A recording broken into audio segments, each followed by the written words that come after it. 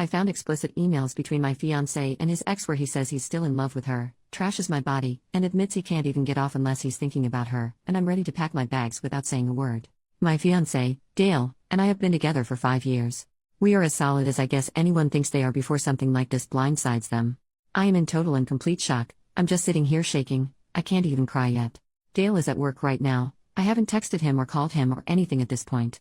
When we got together, he had just broken up with his college sweetheart. She was his first love. I was afraid I was just a rebound. He said that wasn't true. I believed him. Rest is history. Sorry as this is rushed and all over the place. Nothing makes sense in my head right now.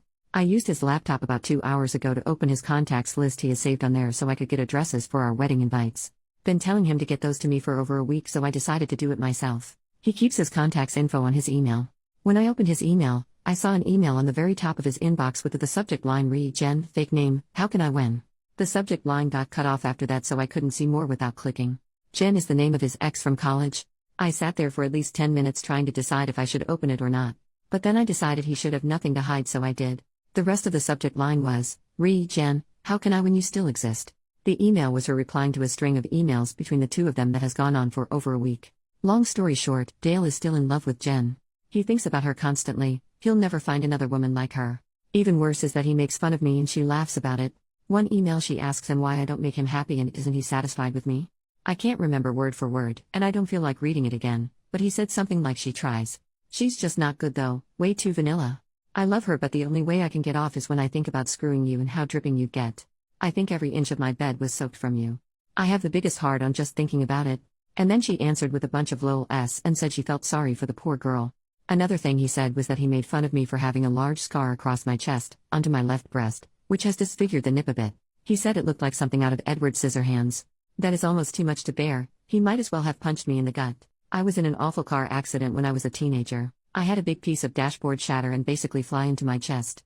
I almost died. I've never been ashamed of the scar. It's like a constant reminder that I survived something a lot of people don't, and I should be grateful to be alive. The slight disfigurement of the nip doesn't bother me either. I've always had the attitude of if someone doesn't want me because of a nip, screw them. But to hear him make fun of something he knows is a result of something so major in my life, my friend was thrown from the backseat and lost her life, is just... I have no words. The emails go on and on. Some are explicit. One she described how she just self-pleasured while thinking about how he used to go down on her for hours. I'm assuming that these emails are just a small portion of their contact. The first email in the thread was Dale talking about how he doesn't think he can marry me and that he thinks about leaving me almost constantly. He said if she lived in this state he'd already have left me. It didn't sound like the first time they'd reconnected, so I'm guessing if I snooped I'd find texts as well. I don't need to snoop further. I've seen all I need to. Obviously I'm not going to stay. Despite what he said about me, I'm pretty great and I know this. He said he misses backdoor. Apparently I'm too vanilla to give it to him. Thing is, I've tried to initiate that as I enjoy it and he told me he wasn't into that. So he lied. Just to cast me in bad light. I'm so freaking mad I just want to throw his crap into a pile and light it on fire. But I won't. Because I don't want to give him the satisfaction of knowing how much he hurt me. I'm not sure why I posted here. It's too fresh to talk to my friends and family. Should I just pack my stuff and leave with no explanation? Just ghost? I've got too much dignity to scream and cry in front of him. I don't know what to do. I don't know if I want comfort or advice or what. I just needed someone to know what happened so I don't feel so alone right now.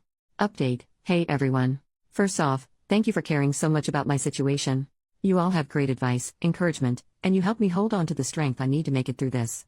I still have a lot to get through and I'm hurting so much right now. It comes in waves. Sometimes I feel so empowered and strong, then 10 minutes later I'm crying in a ball and feel like I can't move or do anything. Last night I texted Dale and told him that my best friend, Jake, had gotten into a fight with his boyfriend and I was going to go stay with him so he could vent and have somebody with him. I told Jake what happened and showed him the emails. I took pictures of them on my phone in case I needed them for whatever reason. Jake and his boyfriend Mike, who he had obviously not gotten into a fight with and was there, were infuriated, and we all just sort of cried together for a while. They stayed up with me almost all night helping me figure out my next moves. We all agreed that taking the high road was the best route. We made a list of all the things that were necessary to get out of the apartment. Mike is a property manager for a different apartment complex, so this morning he called my property manager and gave her a very condensed, detail-free version of what was happening. I have always thought it important to get to know your property manager in case you ever have a situation where they can help you out, so she always really liked me. Dale and I have been paying rent on a month-to-month basis for about 3 months because we were starting to look for houses to purchase after we settled down after the wedding. My property manager told Mike that working out getting my name off of the rental agreement wouldn't be a problem and to not worry about the 30-day notice that she typically requires for a tenant moving out. As far as finances go, I make about 70% of our combined income and Dale only covers about 30%. When Jake, Mike, and I were discussing the logistics of me moving out, Mike brought up the point that Dale does not make enough to cover the required 3 times rent and income each month. Meaning he will most likely be given notice to move out if he cannot find a roommate fast. We lived in a 1-bedroom, so I doubt he'll be able to find someone quickly who is willing to sleep on a couch versus having their own bedroom. Especially since I purchased the couch, so there isn't even one there anymore. The thought of this brings me great pleasure, as I'm sure you can imagine. Jake and I each called out of work today and we rented one of those mover pickup trucks. We were pretty organized after making our list, and it only took us a couple of trips to get my stuff out and into Jake and Mike's garage for the time being. Dale texted me a couple of times asking how Jake is and if I'm coming home after work tonight. I told him I'm already home, not exactly a lie, I was there at the time, and then I said Jake was going to be okay and that I just couldn't believe how awful people can be to the people they love. Dale agreed and said that he was glad he had such a good girl like me. It was tempting to say something about how I'm just so vanilla that way. I didn't, I just told him to always remember that, how great I am to him. He said of course he would.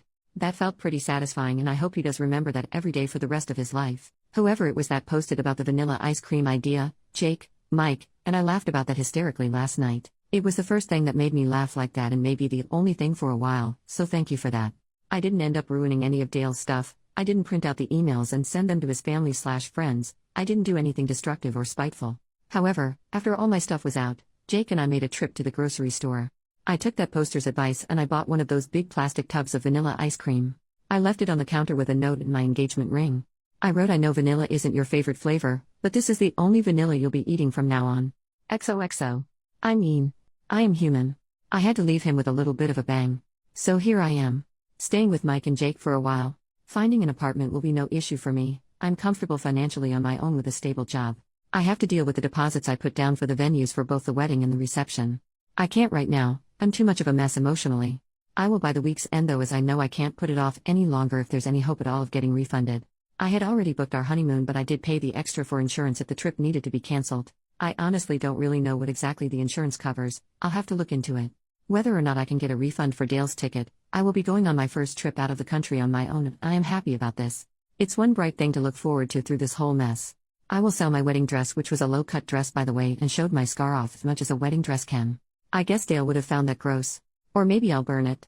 Burning it sounds kind of fun because I've been holding back so much on not being destructive in a time where I would have found great, albeit temporary, pleasure in burning everything Dale has ever owned. Burning my dress is something I can do privately that will still be satisfying. I can scream and cry and throw rocks at it, pour lighter fluid all over it, watch it burn, and then cook a s'more over it. Because I love s'mores, so why not? I am walking away from Dale with my head held high. The best revenge is to walk away as dignified as possible and to not sink to his level. I was close with his family, but I'm not going to worry about what he tells them. I am positive it won't be the truth. There is no way he's got the balls and decency to tell them what he did. But I know what he did, he knows what he did, and all the people who truly love me and who I am close with will know what he did. That's all that really matters. Though it's nice to have those emails just in case Dale tries to take things too far or something. I'm going to be okay. I'm having one of my empowered moments, though I just spent the last hour in the bathtub sobbing. Like I said, waves. Jake told me that Dale isn't worthy of my quirky nip, and I agree. When I got in my accident, I was lucky that the shrapnel didn't pierce my heart. I did, however, suffer from a pretty significant heart contusion, basically a bruised heart, among other injuries. It was the most painful thing I've ever experienced. So yeah, this situation makes my heart hurt, but my heart has been through much worse and kept on ticking along. Sorry if I rambled a lot. Posting this to you all is like a form of therapy, and the more thoughts that pop up in my mind, I just write them down for you all to read. I haven't told my family and other friends yet. I'll be tackling that soon. I'm glad the invites hadn't already been sent, at least I don't have to send out a cancellation notice. I deleted Dale off all social media and blocked his email address. I didn't block him off my phone yet because, honestly, I'm curious to his reaction.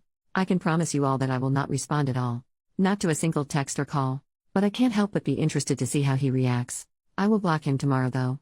Mike told me that the second his messages turn ugly or hateful because I'm not responding, block him. He doesn't want Dale to hurt me any more than he already has. He's right, and I really do plan to block him regardless by tomorrow after seeing his initial reaction. I guess that's all I have to update. Thank you all for caring about me. I will continue moving forward, and I will never stop wearing clothes that show my scar. I've never hidden it before, and I'm not going to let some jerk make me feel like I should. From the bottom of my heart, thank you all for your love. You gave amazing comments and messages. I will never forget the nice things you all have said to me. Seriously, thank you. P.S. I think I will dress up as Edward Scissorhands for Halloween. Edit. So last night got pretty crazy. It started with Dale playing dumb and asking what was going on, and what did he do? Like I promised all of you, I didn't respond. The jerk knew exactly what he'd done. He just kept texting and kept texting. One text that I found particularly infuriating was, "I can't think of anything I have done to deserve this. Whatever you think I've done isn't true. I'm sure you just misunderstood and I can explain. I mean, damn, you didn't have to be so dramatic and just leave me like this." I love how he was already saying that I just misunderstood what I think he's done and that he can explain. He's such a crappy person that he wouldn't even just come out and admit to the emails and say he's sorry. And then to call me dramatic. The texts progressed into angry ones. Here is a string of texts from him, word for word, except that I corrected some grammar because his grammar is ridiculous.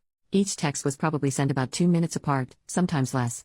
Just so you understand the level of crazy here, I will refer to myself as L in these because he uses my name a lot and my real name starts with an L, so seems appropriate. I blocked him after this, by the way. Baby, you know how much I love you. I'm at a loss right now. I don't understand. Why won't you answer me? I just tried calling. L, please pick up. We are getting married. I thought you cared about me. I guess I was wrong. I guess you are cold-hearted. L? Baby? Are you okay?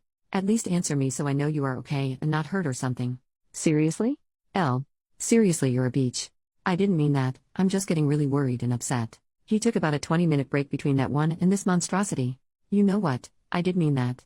You're a effing beach for doing this. If you were unhappy, you should have told me. I can't believe you would do this to me. I love you. You are just like your father, but even worse because at least your mom is a cunt and so are you, so who can blame him? Don't ever contact me again or come crawling back, and good luck finding a guy who will love a effing circus freak bitch. Lol lol lol, dumbass. So that's when I blocked him. I know nothing he said was true, but still. This wasn't just an email to his ex, this was something he sent to me directly. I cried a lot after that one. It hit me pretty hard. This is someone I was planning a future with just a couple of days ago. He was so sweet, as far as I knew, obviously. He used to kiss my hand almost every morning. It's just such a shock, it's hard to wrap my mind around it. Last night was a really tough night to get through for me. I keep reading back what I wrote in this update last night, and it helps to keep me feeling strong. I keep reading all of your lovely comments and messages from the original post, and it helps to keep me feeling loved and strong. Jake and Mike are wonderful, and I'm lucky to have them to hold my hand and help me through this. Though his texts hurt me, they also reaffirm that he's a spineless weasel and that I 100,000% did the right thing by leaving. He's making it really easy to get over him. Sorry this got so long. I wanted to really include you all in what's happening. Thanks for checking in on me and caring about what happens to me. Love to you all. Little update. I had a lot of people PM me asking if there were any signs that Dale was a jerk so they know what kind of red flags to look out for. Honestly, no. I wish I could say yes to that so I could potentially prevent others from going through what I did or something similar. He was very attentive and loving. He never once made fun of my appearance. To my face, he seemed to appreciate my ambition and independence. I never felt controlled or criticized for being a financially stable, educated woman. I had a therapist after I lost my friend in the accident. My father had also walked out earlier that year, so we were discussing this and how I hadn't seen it coming. My therapist told me that people can make you see whatever they want you to see, but that they can't keep up the facade forever. Things almost always come to a head eventually. The only thing you can do is be secure enough with yourself to understand that the faults of others has nothing to do with you. Just make sure you surround yourself with enough good people that you can afford to lose one or two along the way. I suppose that would be my advice on the matter. Love people openly and let yourself be loved, but always keep hold of yourself and make sure you have yourself covered should someone let you down along the way. As far as the dress goes, I believe I will take the advice of many of you and donate it to flood victims. It is a beautiful gown. I think what I will burn instead is my reception dress. I've got to burn something.